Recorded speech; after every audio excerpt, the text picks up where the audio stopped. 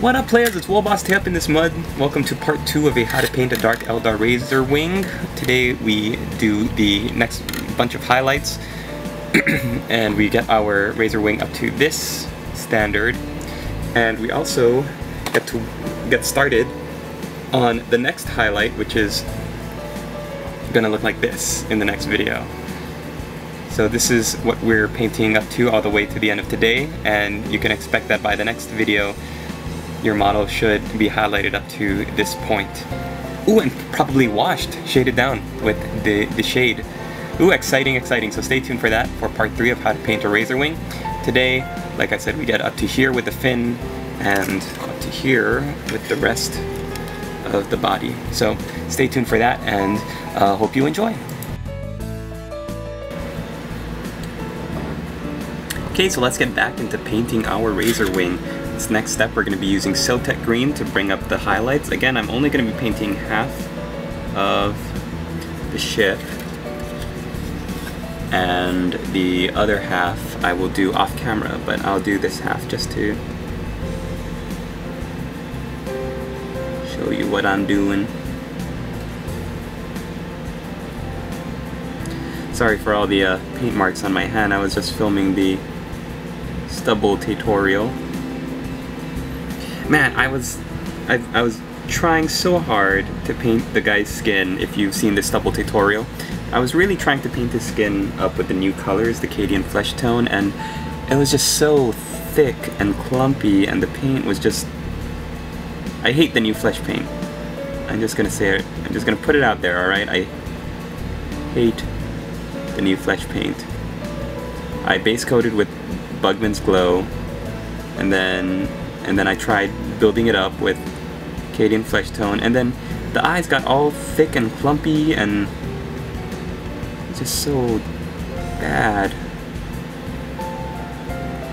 I was so distracted that I did a little bit with Igor that I had actually written a couple days ago for my birthday, but I was so distracted that I couldn't remember if we did that bit in an earlier video, like when I was showing off my Chaos Renegades or my Luft Huron. I couldn't remember because I was so distracted by how bad the skin was, and I was just flying on autopilot. Oh, by the way, I'm using the wet palette again, like a good boy. I totally forgot how much paint you could put on it and how it stays pretty, you know, pretty moist and ready to use.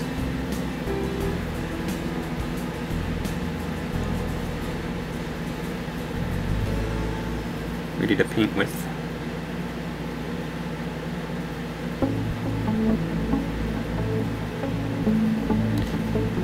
Get your mind out of the gutter, Lewis.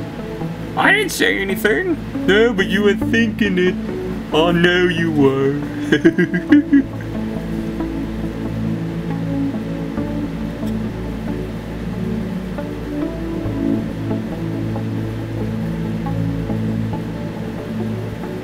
So this is really just following my old technique of painting Dark Eldar stuff, which is, if you remember, in the old color scheme, it was Dark Angels green, and then beautiful, wonderful Hawk turquoise, and then Snot green on top of that, and then Rotting Flesh.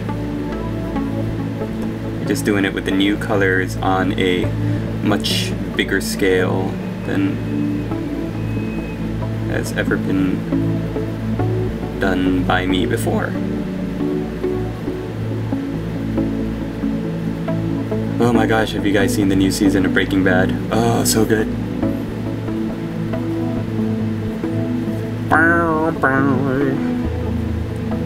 Oh, Mr. White. I love that show.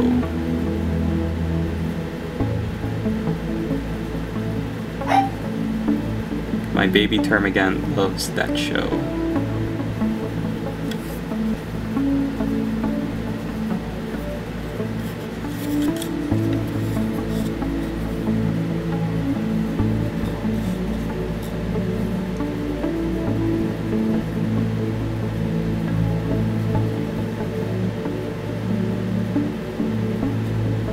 Okay, you might be thinking, whoa, this is some really bright paint, and you are right, my friends.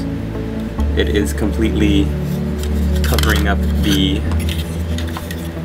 Caliban green, but the Caliban green looks like it's really just going to be a, let's see how far away we can get, a guide for us. Oh, it's a bad angle.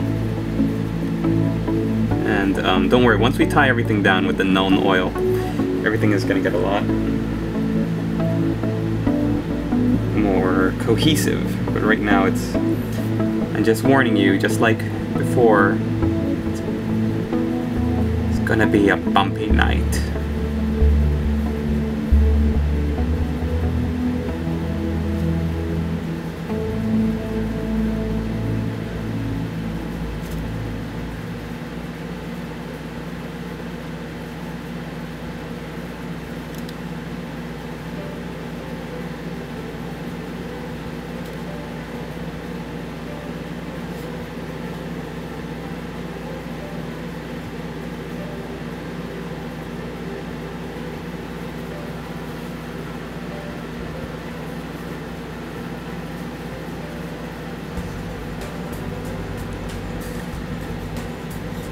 Is everybody getting pumped up for the Olympics?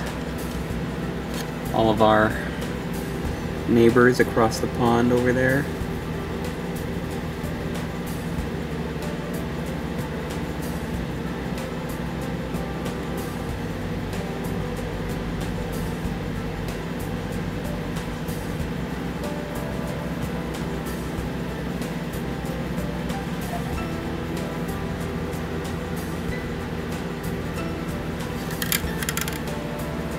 Put more Sotek green onto my wet palette now.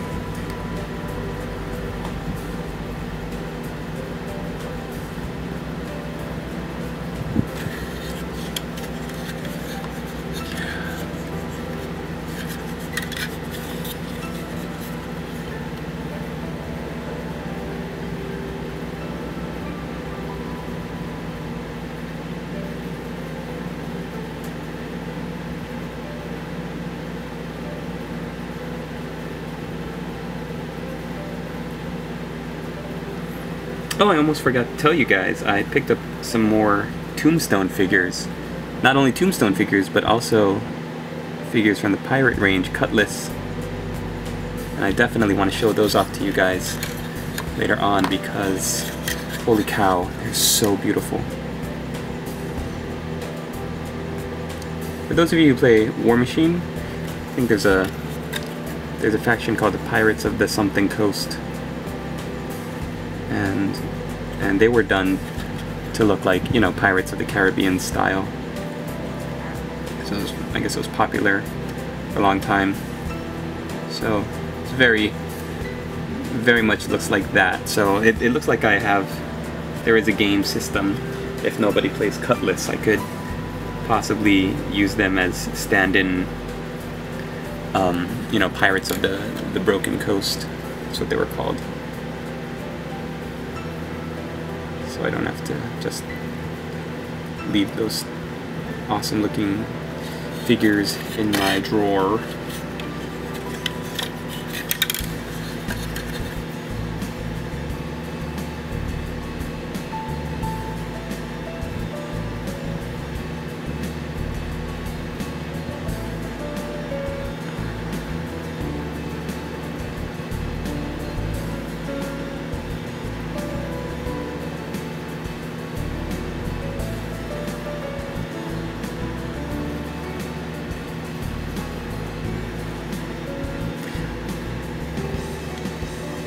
I love filming these videos because I feel like I'm hanging out with you guys, and then I read your comments, and even though I haven't gotten back to them yet, I feel like when you guys leave me comments, I feel like I'm hanging out with you, you know?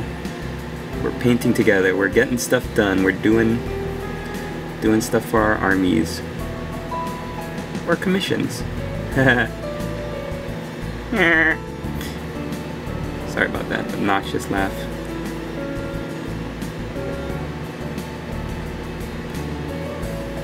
Yeah, you can't do that, Master. I'm the only one in this little outfit who's supposed to have the obnoxious laugh. It's one of my character perks. It's what the people expect.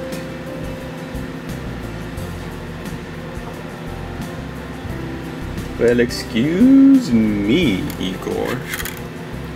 No, it's alright. You can operate the camera for yourself for a bit. I'll just go to my trailer. You don't have a trailer. Oh yeah. I'll get back on the camera. Good boy.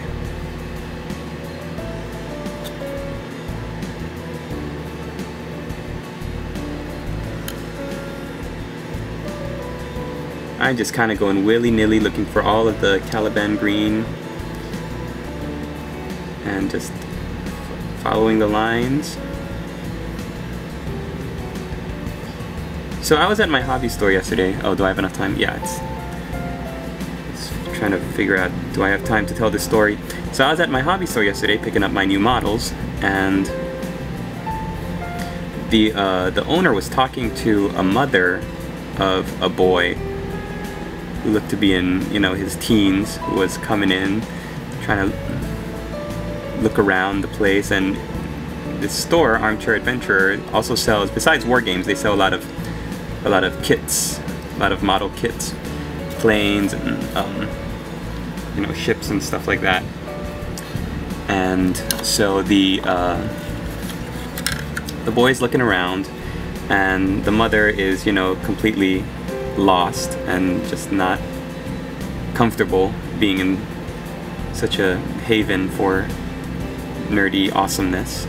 So she starts trying to talk to the cashier to figure out, you know, what is so appealing about all this stuff. I mean, he's got a whole store full of model kits and World War II and just historical stuff and everything packed to the gills. I mean, Warhammer, War Machine, all the war games, Flames of War, all that stuff is like right at the front, and he's got a whole store full of stuff. So I'm listening to him talk and explain to this woman, and he's telling her, you know, what's the appeal to so many people, and just not only young but old as well, because she's like, well, you know, my son, he's, or maybe it was her grandson. I think he might have been her grandson. She was kind of a lady of advanced years. She's like, yeah, you know, I don't understand why he's into this, and the planes and the building, everything, and he's got so many kits in his closet that he hasn't done anything with, because he's kind of just a loner, you know, he's kind of just doing it by himself. And that kind of resonated with me, because I think a lot of us either start this hobby, or at some point in our lives we end up participating in this hobby from a place where we personally feel like we are, you know, in the minority, and that we are alone, or maybe not alone, but just that this is kind of like the thing that we do by ourselves, until we get into the social aspect of the hobby, where we go and we play and we game with our friends and people we know at the gaming club. And even then, sometimes we might feel like, oh my gosh, I'm a total nerd. What am I doing? I could be out picking up chicks at the clubs with Lewis, but I'm here arguing dice rolls and rules interpretations with a guy wearing a Darth Vader shirt that says, "Who's your daddy?" on it. What am I doing with my life? And but the owner of the store, Glenn, he says, you know, the interesting thing about the hobby that a lot of people don't really think about, because they're so busy trying to paint their models or come up with the next great list that's going to help them beat all of their friends. But he said, you know, all aspects of this hobby that we are engaged in, from the painting to the playing to the human interaction of, you know, good sportsmanship and not being a douchebag, thank you, Lewis, to other people, all of that teaches us patience, he said. And, you know, if you are only involved in stuff like video games or things that have instant gratification, then you don't develop that kind of patience, and you're not able to handle situations like stressful situations, and you know, just the kind of things that life has to throw at you as effectively, because you're not training yourself to work to a standard. And I thought that was just, you know, that was like a revelation to me. And I don't know if he had thought it up because he wanted to, you know, sell this poor woman all these model kits, or if he was, you know, if that's something that he'd rehearsed and kind of just been reciting like a parrot every time somebody asks what's the big deal with all these little plastic monster men, or if that's something that he's been, you know, thinking of and cultivating throughout his life. But that really, you know, I was just eavesdropping. I was looking in the Warhammer section and grumbling about all the new Finecast models. But when he said that, I kind of overheard him in the next aisle over, and I thought, that is it. Patience. Use the Force. Think.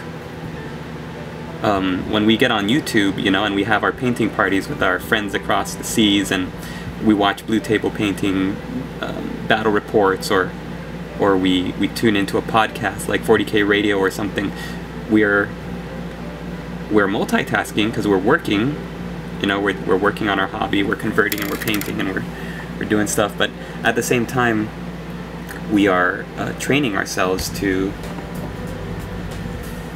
be patient and to do a good job, and not just to throw down the brush and, you know, pick up our video game controller.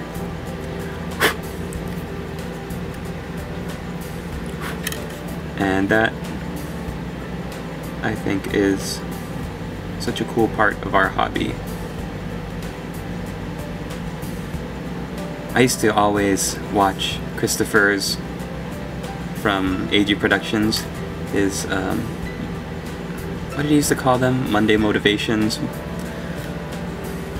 The videos he used to do to kind of motivate his viewers to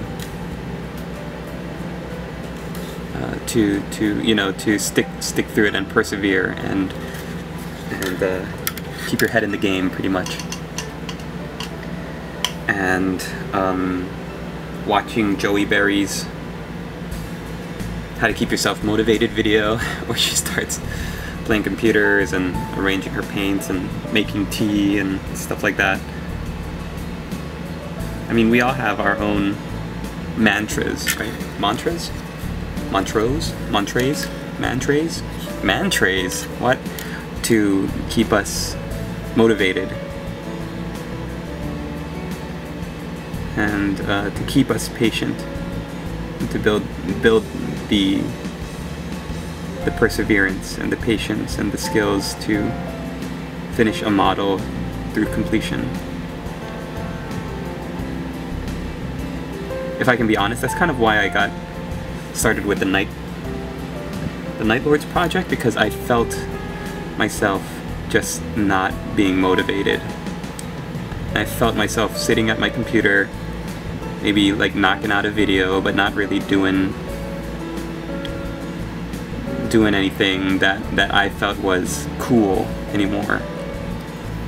Just kind of doing it for, you know, to see what the reaction was like from all of my subscribers and the community, and making videos about whatever I have on hand, but I didn't really feel motivated. And then when I really got into the project, I mean, every time I start a project, like my Dwarf project, my mini Dark Eldar project from last year, my mini Ogre Kingdoms project, it always motivates me, and it makes me feel good when I get stuff done every day, you know? And everybody who's participated in my June painting challenge, I think hopefully, what I hope is that you've gotten to feel that same kind of motivation and inspiration by doing something that that you kind of have put on the side, or tackling a project that you've been thinking about doing but you just couldn't work yourself up to.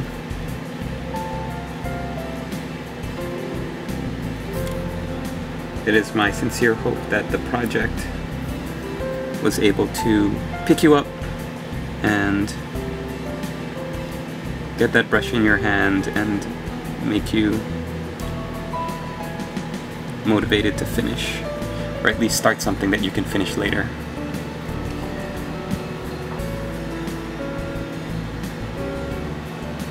We're here for each other, right? I mean, this whole community is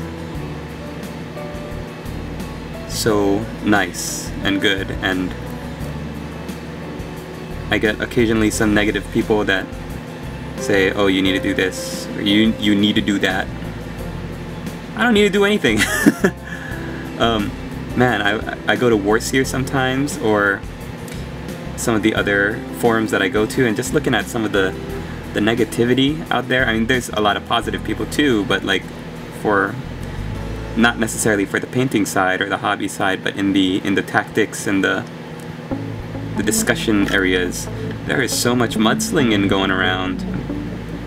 And I'm like, man, on YouTube, if people treated me the way they treat each other on, a forum like that, it would be hard. It would be hard for me to keep going. That's why I like YouTube so much, because not just because I can throw on the camera and be like, okay, look what I got done yesterday while I was listening to Garage Hammer, or this is what I bought, let's take a look at it. I really feel like I want to share what I'm doing with you guys. It's like a sharing. It's all about sharing. Barney, Sesame Street, all the stuff I was raised on. What am I doing? Are you having an epiphany, Master? Is this your midlife crisis? No, you stupid idiot. I'm only 31.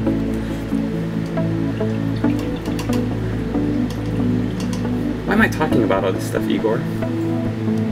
I don't know. Have you even been paying attention to anything I've been saying? No. I've been playing my 3DS. Igor. Yes, Master.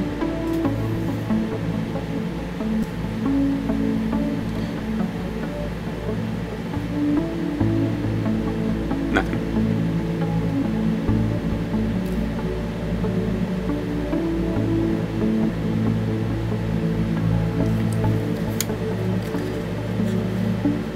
I think that's about it.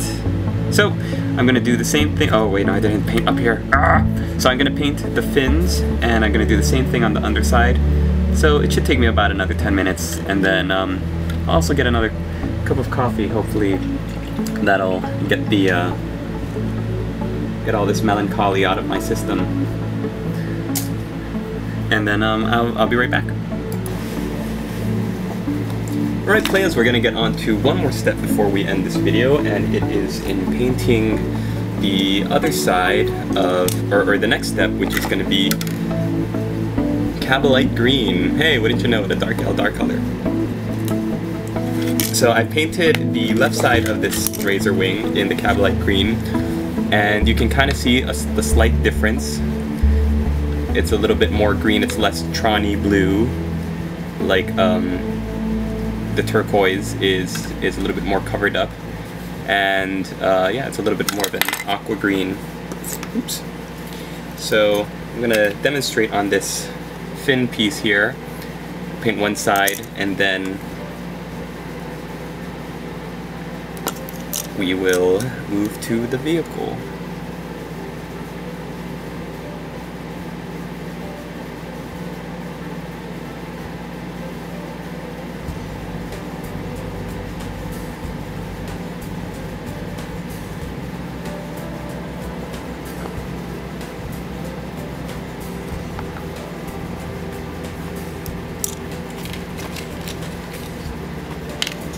Wet palette dried up.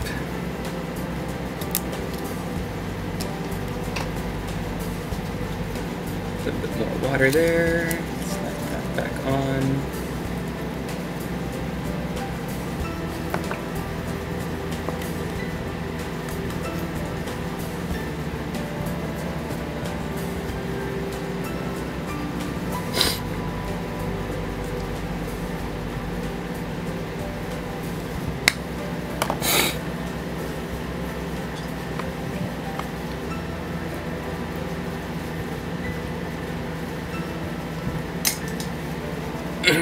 Yeah, sorry for all that melancholy earlier in the video.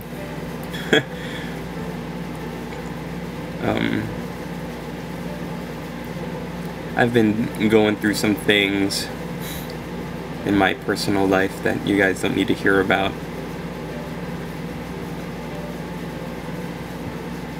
I guess it just made me reevaluate and think about how much I appreciate the hobby.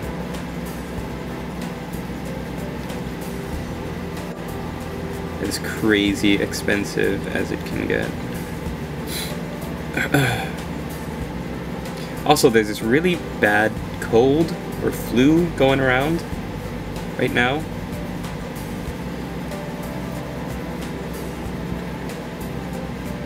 I noticed it when somebody at work earlier this week caught it and was out for like 3 days, which is actually no, 4 days: Tuesday, Wednesday, Thursday, Friday. So take care of yourselves, because Papa Nurgle is always looking to try out his newest plagues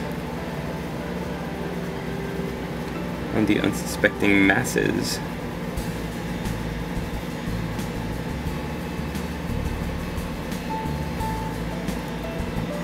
So for all you Dark Eldar players out there, who are probably going to be the only ones watching this, what do you think the applications of the Razorwing jet fighter are in the new edition? Do you think that it's a good choice? Is it better than the Void Raven? Man, I was reading through the Codex earlier today, and the Void Bomb, I guess, on the Void Raven. Holy cow, that weapon sounds like it can really do some damage. But is it worth it? Do you find that it's gonna, you know, be worth the points to spend on it in the new game, the new edition? Have you used it? Do you use the Razorwing, you know, in your list as it is? If I ever get my own little Dark Eldar force going, like, it would just be so cool. I think, you know, everybody's kind of used to already seeing or not everybody, but a lot of people are kind of used to seeing the silhouettes of the Raiders and the Ravagers on the field, because they're so prominent in every Dark Eldar list. But it's like to the point where when you see, you know, homunculi or racks or grotesques, it's always like, ooh. I know whenever I go over to games night at my store, most of the Dark Eldar players just bring a whole bunch of Raiders with, you know, Raiders and Venoms with Trueborn and Blood Brides.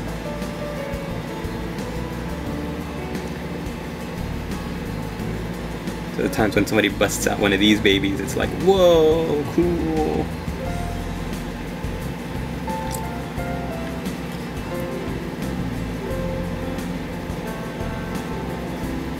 Yeah, I guess as, you know, as a painter, really, it's hard for me to really talk about the models, because I don't really play the game that much at all, to be honest. So anytime you guys can give input on a model's strengths or weaknesses or tactics, I always like to read them in the comments.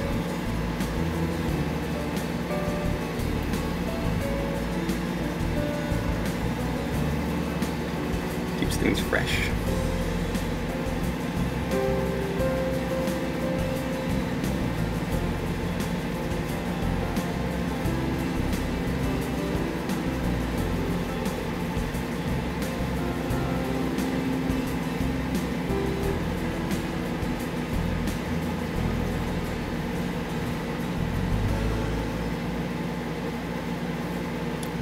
Eldar are just so nasty.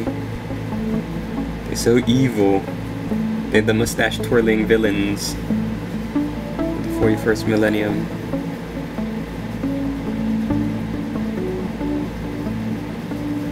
It's not like, you know, they want to go out and conquer the galaxy. It seems to be, when I'm reading the codex, that they're, you know, they're perfectly happy in their little dark city of Kamora. Kamora? Kamora? I don't know how you pronounce it.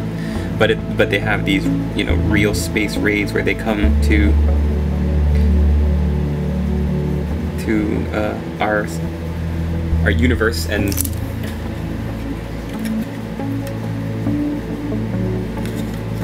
attack for slaves and plunder and all that stuff. Yeah, but they're like a pirate force, yeah? They're like a raiding force. They're not really into, you know, conquering the galaxy. Are they? I don't know.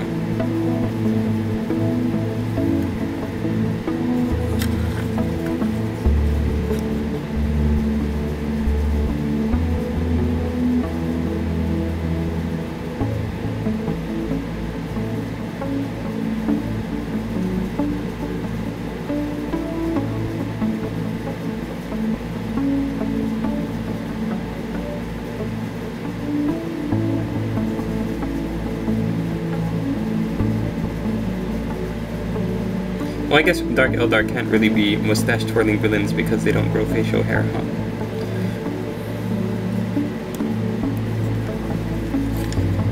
Or, nor Eldar, for that matter. So you can't do any stubble on them.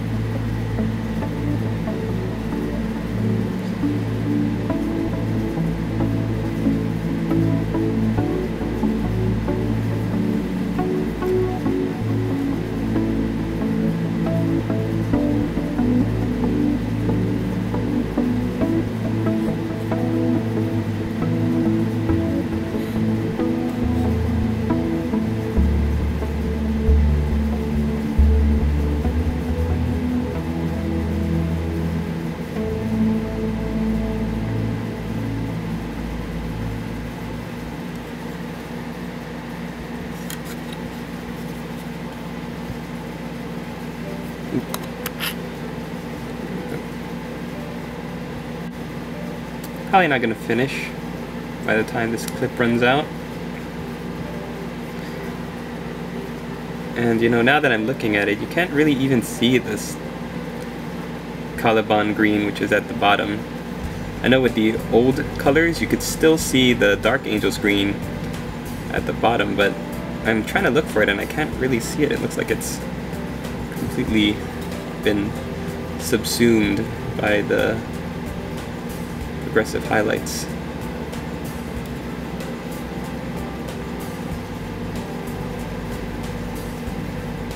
Subsumed? Consumed. Consumed? My grammar in English today is all jacked up.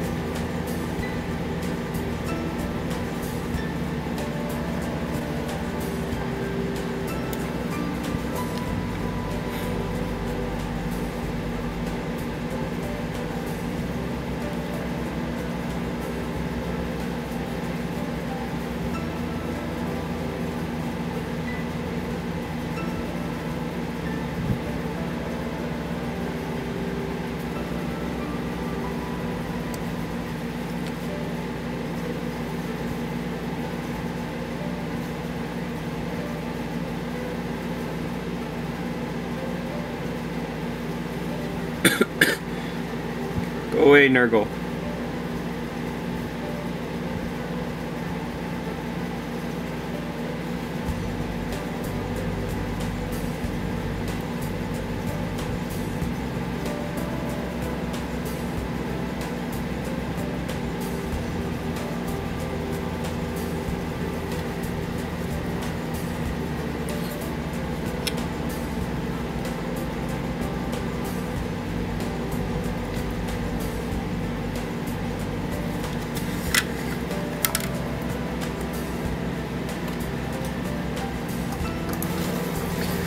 So here we have our Cabalite greened Razorwing.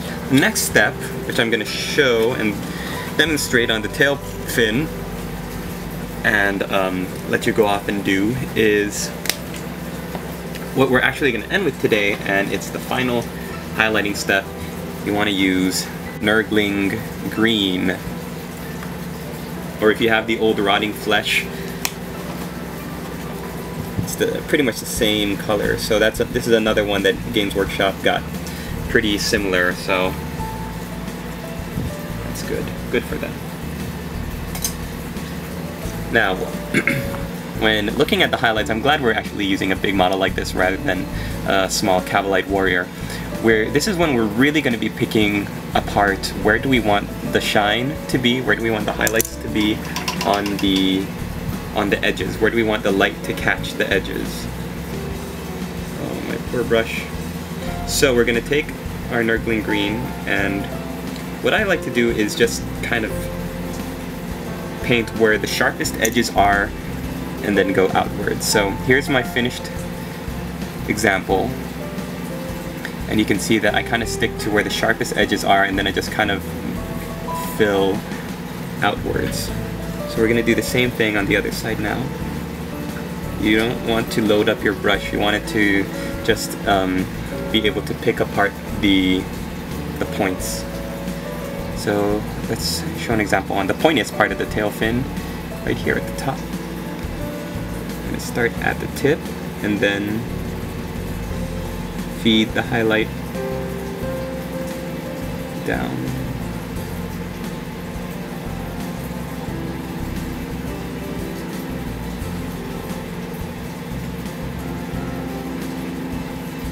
I remember the first time I tried this, I felt very weirded out because it's such a bright highlight compared to what you were just doing. But believe me, when you step back and look at it, it's going to look fine, and then it'll look even better when we tone it down with the wash.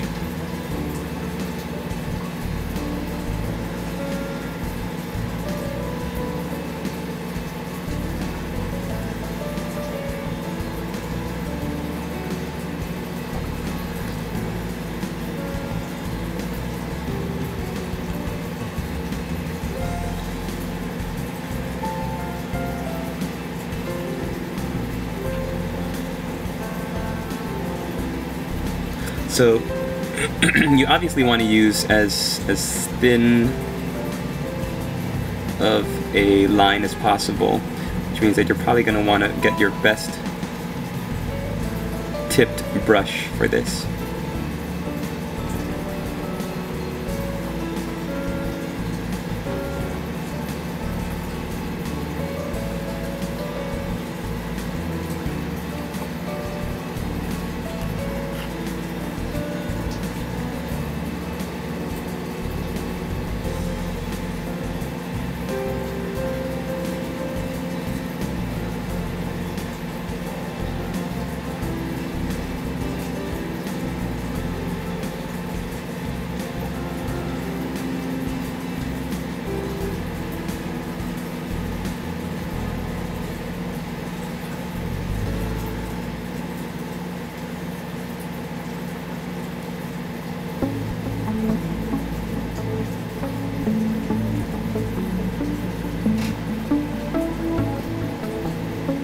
Something I always catch myself doing is just spending too much time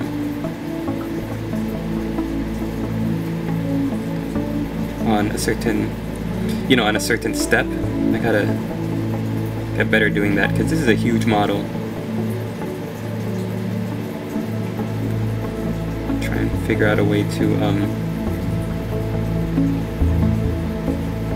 consolidate my steps, paint a little bit more time efficiently.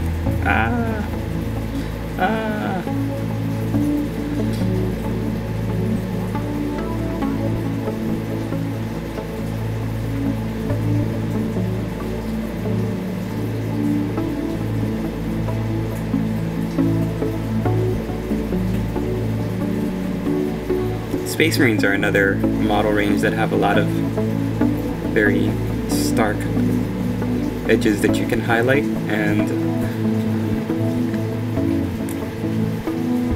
if you've painted a lot of edge highlights on Space Marines, then this part should not be too much of a problem.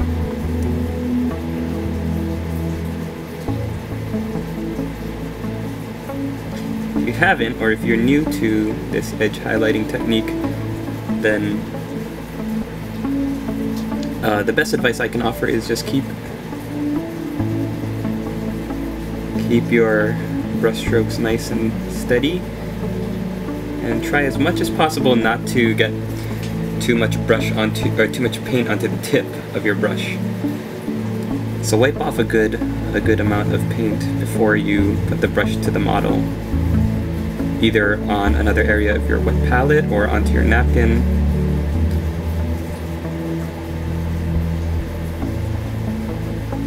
This is a part where you definitely don't want to paint straight from the bottle. Like, sometimes you can get away with it, like I've been doing with the earlier steps sometimes, but this is one where you really want to make sure you have control of your brush, control of the amount of paint that's on your brush, and all that jazz.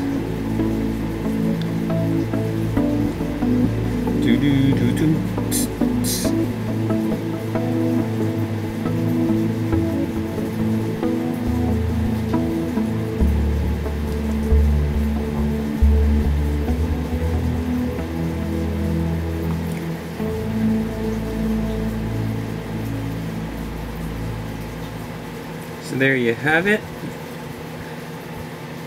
I'm going to get to work on the rest of the Razorwing. If you're interested in the next video, how to paint a Razorwing Part 3, this is just to show you kind of like a sneak peek at what we're going to be doing for the rest of the model.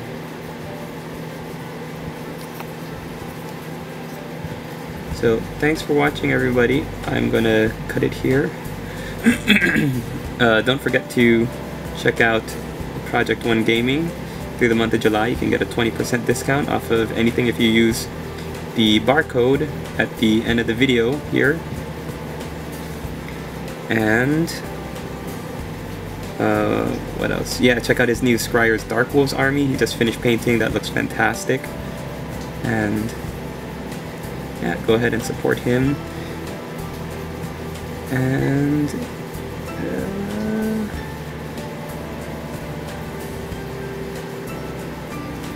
oh wow, I just kind of went overboard with that one line. Alright, thanks for watching, everybody. We'll see you in the next video.